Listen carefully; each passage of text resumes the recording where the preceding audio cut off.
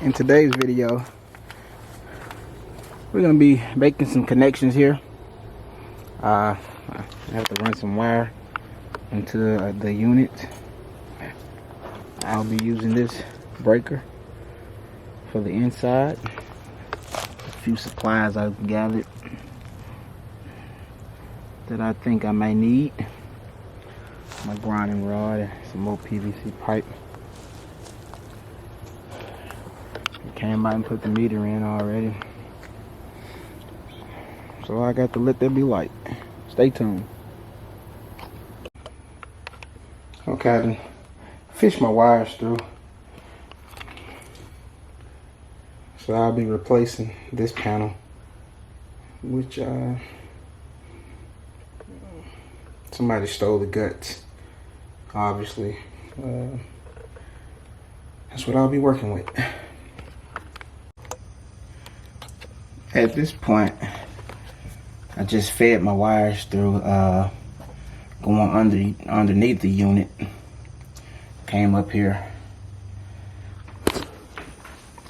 That's where the old box was located. Had to move it up so I can have more wire. I think my wires would have been too short if I would have kept it in that location, but this is where we're at. Yeah. My neutral, 2 hats, my ground. My ground.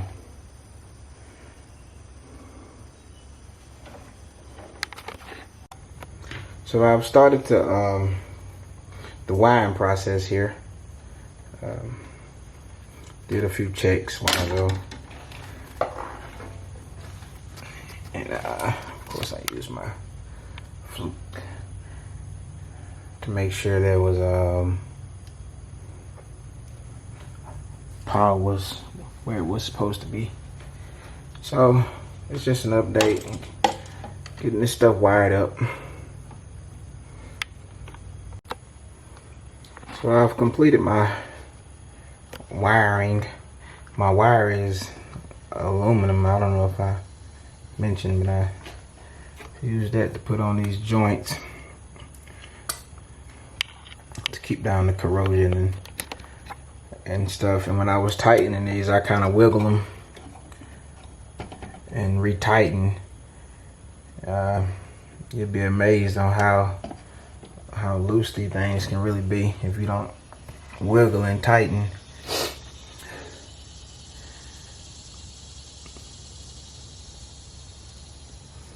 And this is a 100 amp breaker.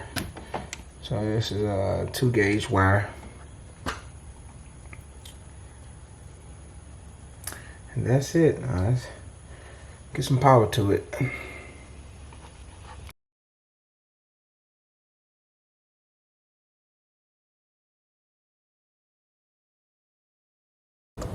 I did want to talk about this grounding rod. I beat it up pretty good. I think it was like 8-10 feet. I used a regular hammer. Oh my goodness. You talking about a workout. I was thinking about using the air hammer or a hammer drill, which I've been contemplating on buying, but man, if I ever have to do that again, I don't think I'll be doing it manually in terms of hammering, standing on a ladder.